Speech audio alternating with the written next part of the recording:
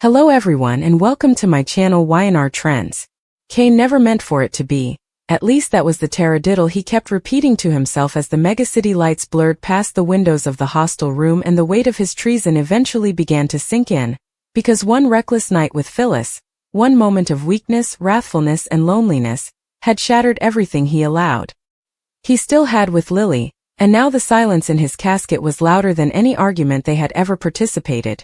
It started with a drink, just one, the kind you tell yourself is inoffensive, the kind you claim is only to clear your head after another explosive battle with the woman who formerly believed in you further than anyone differently in the world, and Phyllis, always sharp, always perceptive, saw right through the cracks in Kane's countenance, saw the hurt he pretended didn't live, the frustration he buried under forced grins and defenses, and rather of walking down, she leaned in, offering comfort that felt dangerous but intoxicating, her words soft, her presence familiar in a way that felt wrong and yet insolvable to repel, and Kane, drowning in guilt indeed before the line was crossed, induced himself that he merited a moment to forget, just a moment to escape the disappointment in Lily's eyes, the endless misconstructions, the feeling that no matter what he did it was no way enough presently.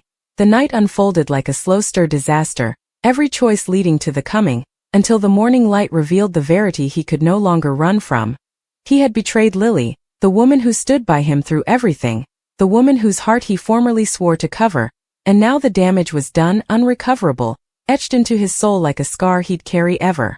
But nothing prepared Kane for the look on Lily's face when the verity eventually came out, because this wasn't just wrathfulness, this wasn't just disappointment, this was desolation, the kind that shakes you to your core and leaves nothing standing. Her eyes, formerly warm with stopgap, now burned with a admixture of pain and unbelief, as if she were gaping at a foreigner wearing the face of the man she loved, and Kane tried to speak, tried to explain, tried to find words that might soften the blow, but Lily didn't need explanations, she didn't need defenses, she didn't indeed need details. She only demanded to know one thing, and the moment Kane admitted it, the air between them collapsed into commodity heavy and stifling, commodity that made it insolvable to breathe. Because treason doesn't need graphic details to destroy a heart, it only needs the verity. Lily stood there, pulsing, her hands gripped at her sides, her voice slightly holding together as she searched Kane's face for the man she allowed. She knew the man who formerly promised her forever, the man who formerly fought for her against every handicap, every mistrustfulness, every storm, and now then he was the same man, reduced to justifications and remorse, and the silence stretched on until it became unsupportable. Until Lily eventually spoke, and when she did, her words didn't come as a laugh. They came as a tale, 3 quiet, ruinous words that cut deeper than any laugh ever could. "We're done." Those 3 words hit Kane harder than any poke, any blameworthiness or any furious outburst, because they carried the weight of futurity, the kind that doesn't leave room for concession or redemption, the kind that tells you a precious commodity has been lost forever, and in that moment, Kane realized that the night with Phyllis wasn't just a mistake. It was the moment he destroyed the last piece of trust Lily had left in him, the moment he turned a fragile relationship into broken glass. And, no matter how precisely he tried to put it back together, it would in no way be the same. His voice cracked as he begged her to hear, to give him a chance to explain, to understand that it meant nothing, that it was a moment of weakness, that his heart still belonged to her. But Lily's expression didn't change because the verity was simple and brutal. If it truly meant nothing, he wouldn't have done it, and if his heart truly belonged to her, he wouldn't have looked for comfort in someone else's arms, and the treason wasn't just about what happened. It was about what it revealed. About the cracks in their foundation that Kane had ignored until it was too late. Phyllis, watching the fallout from a distance, felt the weight of her own part in the chaos, because while she didn't owe Lily anything, she couldn't ignore the fact that her involvement had helped destroy a commodity that formerly stood for fidelity and love, and yet, indeed in her guilt, there was a part of her that understood Kane's loneliness, the way heartache can blur boundaries and turn poor opinions into tempting escapes, but understanding didn't abolish consequences, and in Genoa City, consequences always come with revenge. Kane followed Lily down the hallway, his steps heavy with remorse, his heart pounding with despair. But Lily didn't turn around, didn't slow down, didn't look back because some backstabbings don't earn an alternate discussion, and some injuries are too deep to renew. Her gasps fell quietly, not for the man Kane had come to be, but for the love she had lost, the future she had imagined, the trust she had given so freely, and the realization that occasionally, love isn't enough to save a relationship from self-destruction. Latterly, alone in the empty apartment that formerly felt like home, Kane eventually allowed the remorse to consume him, the silence pressing in on him like a memorial of everything he'd thrown down, and for the first time since that cataclysmal night, the verity settled in with brutal clarity. Sleeping with Phyllis hadn't answered his problems, it had created new ones. Deeper bones. Bones. That couldn't be undone with justifications or pledges, because Lily's 3 words weren't just a response, they were a verdict. And as the echoes of "we're done" replayed in his mind over and over again, Kane understood that some miscalculations don't come with alternate chances, some choices rewrite your entire story, and occasionally the topmost discipline isn't losing what you never had. It's losing what you formerly cherished most. The silence Lily left behind felt heavier than any argument Kane had ever survived, because this time there was no door slammed in anger, no shouted accusations echoing through the walls, only the hollow sound of her footsteps fading away, taking with them every fragile hope he had been clinging to, and Kane stood there frozen, his chest burning with regret as the weight of what he had done finally crushed him, because the truth was no longer something he could deny or soften. He had crossed a line that could never be uncrossed, and Lily's 3 words had drawn a boundary he was no longer allowed to cross, yet his heart refused to accept the finality of it all, refusing to believe that years of love, sacrifice, and shared dreams could be erased by one terrible mistake, even though deep down, he knew that betrayal doesn't measure itself in moments, it measures itself in trust, and that trust was now shattered beyond recognition.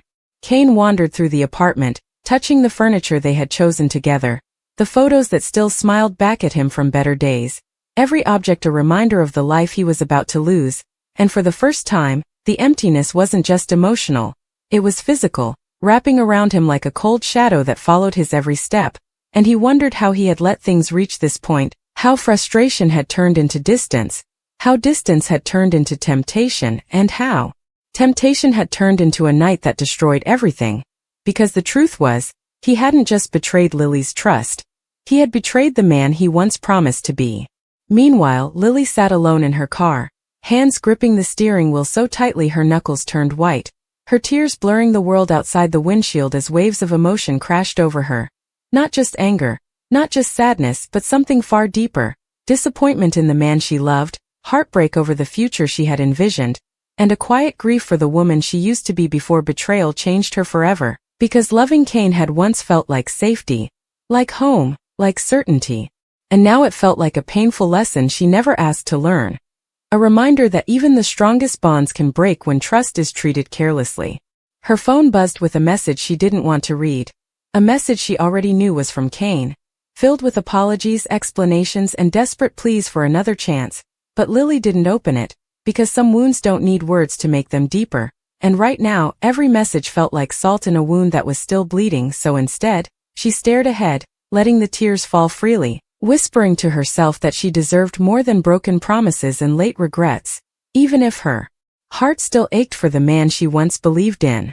Across town, Phyllis sat alone in her hotel room, staring at the same ceiling that had witnessed the biggest mistake of her life, and for once, the bold confidence she usually carried felt fragile, because while she never claimed innocence, she hadn't expected the aftermath to feel this heavy, this complicated, this haunting, and as she replayed the night in her mind, she couldn't ignore the truth that Kane hadn't just been looking for comfort.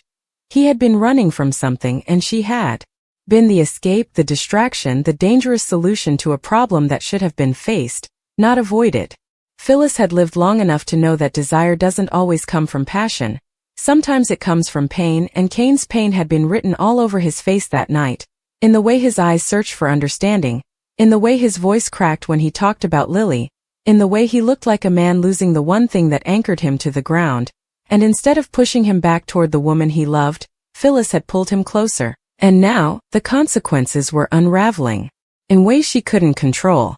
Back at the apartment, Kane finally sank onto the couch, burying his face in his hands as memories flooded his mind, Lily's laughter, her unwavering support, the way she used to believe in him even when he didn't believe in himself, and the realization hit him like a wave.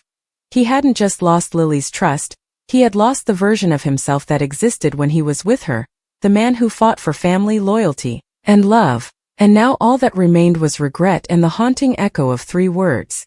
That had ended everything. Days passed, but the pain didn't fade. It deepened, settling into every corner of Kane's life like an unwanted guest that refused to leave. And every time his phone vibrated, his heart jumped with false hope, only to sink again when he realized Lily still wasn't ready to speak to him. And he couldn't blame her, because he knew that apologies don't erase betrayal, and promises mean little when trust is broken. Yet he refused to accept that this was the end, because some loves don't disappear quietly. They fight, even when they're wounded. When Kane finally saw Lily again, it wasn't in a romantic setting or a quiet moment of reconciliation. It was in a crowded public place where emotions couldn't be hidden behind closed doors, and the tension between them was so thick it felt like the air itself had changed. And for a brief moment, their eyes met, bringing with them years of memories, pain, and unspoken words. But Lily's gaze quickly hardened, because looking at Kane didn't bring comfort anymore. It brought clarity, and clarity told her that loving someone doesn't mean accepting betrayal. Kane approached her carefully, as if one wrong step might shatter what little connection remained, his voice trembling as he asked for just a few minutes to talk, to explain, to prove that he still cared. But Lily didn't need proof of his feelings. She needed proof of his loyalty, and that was something he could no longer offer. Because loyalty isn't something you rebuild overnight, and trust isn't something you earn with words, it's something you protect with actions, and Kane had failed that test. Still, Lily listened, not because she was ready to forgive, but because she needed closure, and Kane poured his heart out, admitting his mistakes, owning his weaknesses, confessing how lost he had felt, how alone, how desperate. But Lily's expression didn't soften, because pain doesn't disappear just because someone finally tells the truth. And when Kane finished speaking, the silence that followed felt heavier than any argument they had ever had. Lily took a deep breath, her voice steady but filled with emotion as she told him that love without respect is empty, that forgiveness without trust is fragile, and that she wasn't ready to live in a relationship where doubt replaced security, because she had already spent too much time fighting for something Kane was willing to risk in one careless moment. And hearing those words felt like another blow to Kane's heart, because this time, Lily wasn't just angry, she was resolved. Phyllis, watching the situation unfold from a distance, felt the full weight of her role in the drama, because she knew she had been more than just a bystander in Kane and Lily's downfall. And for once, she didn't feel victorious or powerful, she felt responsible. And responsibility is a heavy burden for someone who has built their life on survival, not regret. But even Phyllis couldn't escape the truth that actions have consequences, and sometimes, those consequences hurt more than expected. As Genoa City buzzed with rumors, whispers, and speculation, the story of Kane and Lily's shattered marriage became more than just a personal tragedy.